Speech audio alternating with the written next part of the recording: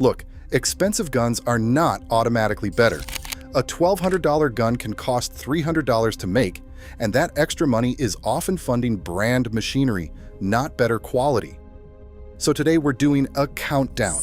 5 overpriced names, 5 honest value picks, and for everyone, I'll tell you exactly when to skip it. Number 10. Colt. Colt still sells one of the most expensive stories in the gun world. Not always the best built product, not always the best finished product, but one of the strongest stories. The pony logo still carries a retail premium that often has very little to do with the actual landed cost of the gun in your hand. Take the modern production 1911 lane. A Colt can easily retail in the $900 to $1,300 range depending on configuration, distributor pricing, and the emotional state of the buyer. But the underlying formula is not magical. Carbon steel or stainless components, standard machining, MIM small parts in some configurations, basic factory fitting, brand heritage on the slide. The consumer is often paying a major markup for the horse, not a proportionate jump in quality control. That does not mean Colt is junk. It means Colt is frequently overpriced relative to measurable output. Slide-to-frame fit is not automatically superior. Trigger quality is not automatically superior. Finish consistency is not automatically superior. What you are buying is legacy, and legacy is expensive. Skip Colt. If your goal is pure value for your dollar, skip it if you think the logo guarantees better quality control. And skip it if you are the kind of buyer who wants to actually compare machining, parts quality, and features side by side. Colt makes the most sense for collectors, brand loyalists, and people who specifically want Colt. That is not the same thing as honest pricing. Number 9. Kimber. Kimber is one of the cleanest examples of lifestyle marketing outrunning technical credibility. For years, Kimber sold a premium image to buyers who wanted a 1911 that looked serious, felt upscale at the counter, and carried a higher-end identity without going full custom shop pricing. The problem is that marketing gloss does not erase manufacturing shortcuts.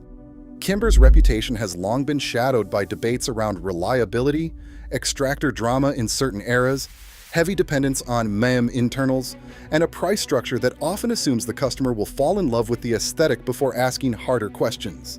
This is the logo tax in a different suit, not old-school heritage tax like Colt. Presentation tax, display case tax, brochure tax.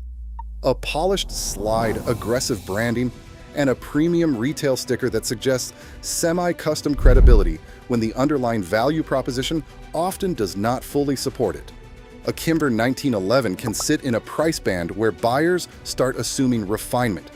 But when your money moves north of the $1,000 mark, the burden shifts.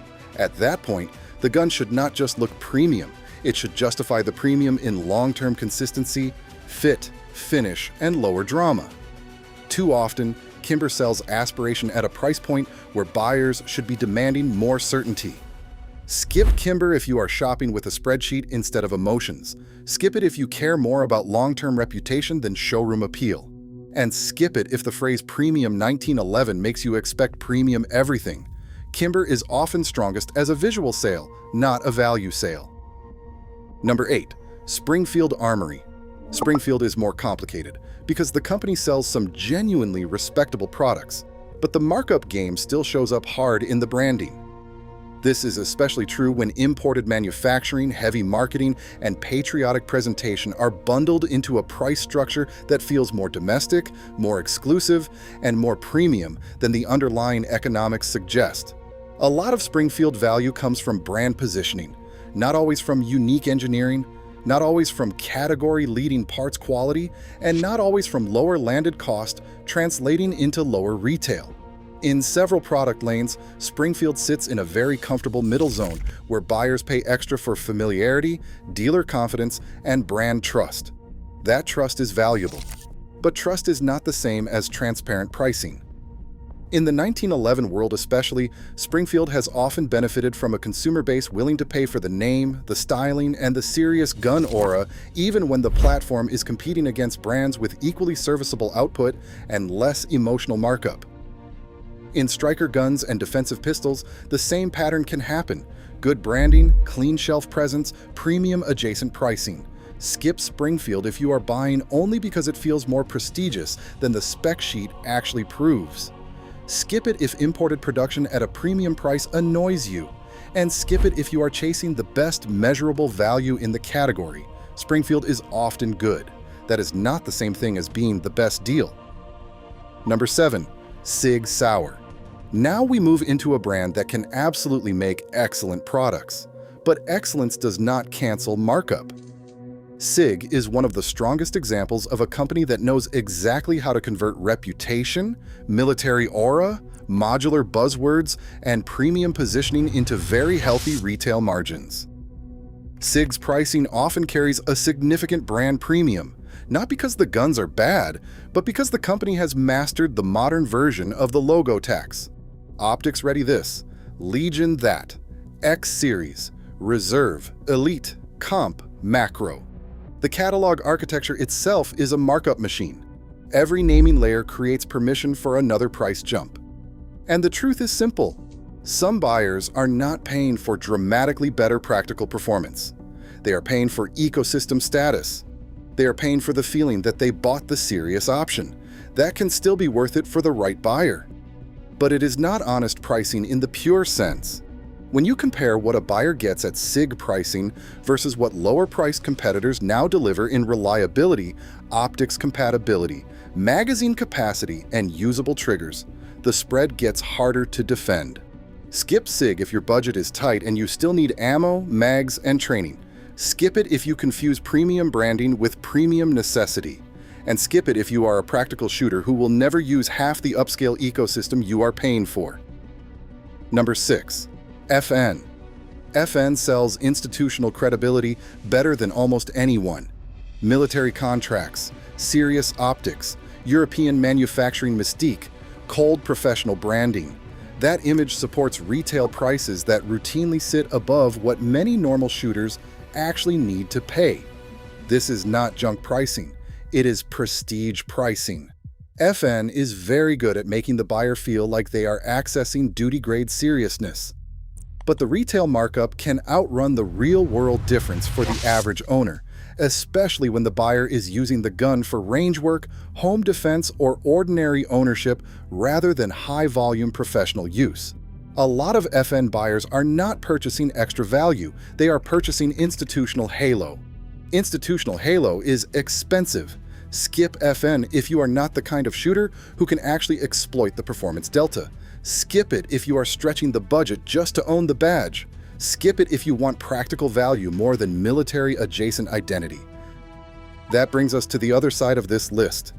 The brands and platforms where the price is not perfect, but the value is honest. Number 5. Ruger LCP. The Ruger LCP is not glamorous. That is exactly why it belongs here.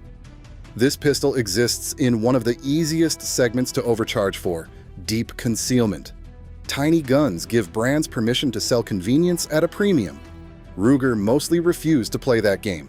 The LCP was built as a simple answer to a real problem: small enough to carry, light enough to keep on you, cheap enough that normal people can still buy practice ammo and a holster. That is measurable value. No one buys an LCP because it is luxurious. They buy it because it fills a role. The cost structure makes sense. The retail price stays grounded. The ecosystem is mature. And Ruger understood a basic truth that many companies try to monetize too aggressively. A backup gun or pocket gun should not require premium brand money to become viable. Skip the LCP if you hate tiny grips, harsh recoil, or minimalist sights. Skip it if you plan to do long, comfortable range sessions. And skip it if you already know you shoot significantly better with a larger compact. The LCP is a role player. Buy it for the role, not for romance. Number 4. Ruger LCP Max. The LCP Max is what honest pricing looks like when a company updates a proven concept without pretending it reinvented physics. Ruger took the deep concealment lane and fixed one of the biggest complaints, capacity, without turning the gun into an overpriced boutique micro-compact. That matters, because this is where other brands love to charge innovation tax. New model, new magazine geometry, New excitement, new retail markup. Ruger kept the proposition cleaner. More rounds, similar purpose, familiar footprint, practical improvement without luxury nonsense. The LCP Max is not soft shooting. It is not a range darling. It is not a flex piece. It is a pocket tool that gives you more usable capacity than older ultra-small options while staying inside a price band. Regular buyers can still justify. Skip the LCP Max if you hate snappy pistols. Skip it if you only shoot well with larger guns. And skip it if your wardrobe actually allows a thicker compact or a micro-compact 9mm. Better shootability can be worth the extra size. Honest pricing does not mean universal fit. Number 3. Ruger Mark IV. This is one of the strongest examples of Ruger putting real value into the product instead of mythology. The Mark series was already respected, accurate, durable, proven. But the older takedown process carried friction, real friction, annoying friction. The Mark IV fixed that with a simple one-button takedown system. That is the kind of upgrade worth paying for. Functional, practical, directly tied to the ownership experience. The Mark IV is not cheap in the absolute sense compared to some bargain rimfires, but it is honestly priced relative to what it offers: training value, longevity, ease of maintenance, real accuracy potential, and a platform that people actually keep shooting instead of regretting. This is not logo tax, this is utility value. The buyer can point to the design improvement, the user experience, and the role. That is a clean transaction. Skip the Mark IV if you are on a very tight budget and just need a bare-bones plinker. Skip it if you will barely shoot rimfire. And skip it if you are the kind of buyer who will instantly fall into the aftermarket black hole and turn a rational purchase into a money pit. Number 2. Ruger 1022. The 1022 is one of the rare American gun products that became famous and still stayed honest. That is harder than it sounds.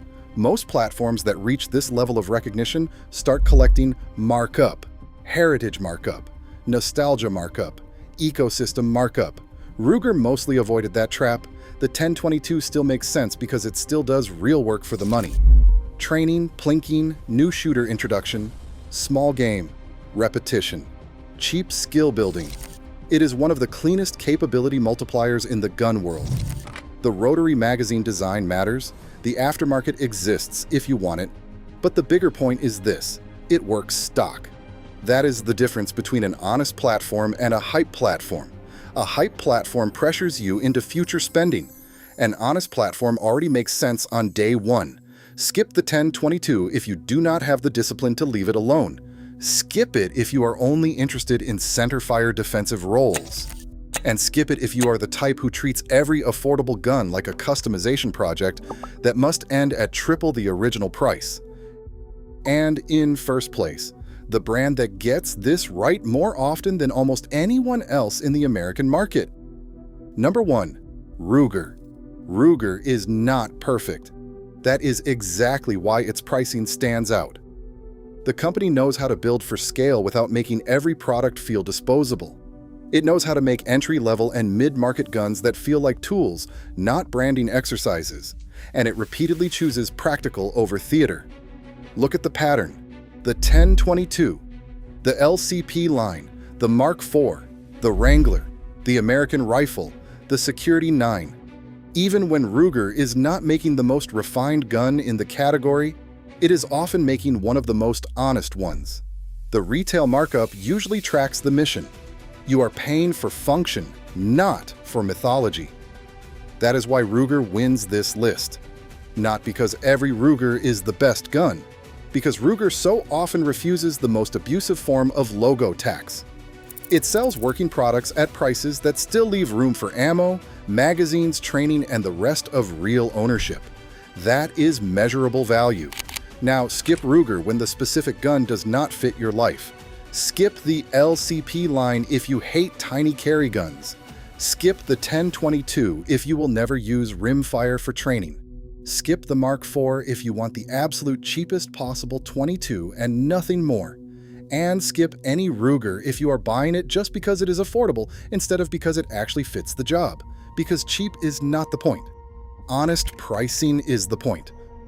Across all 10 picks, one pattern keeps showing up. Price does not automatically buy quality. Very often it buys branding, licensing fees, retail markup layers, and the illusion of superiority. Real value is simpler. Real value is materials, function, durability, support, and whether the gun still makes sense after the emotion wears off.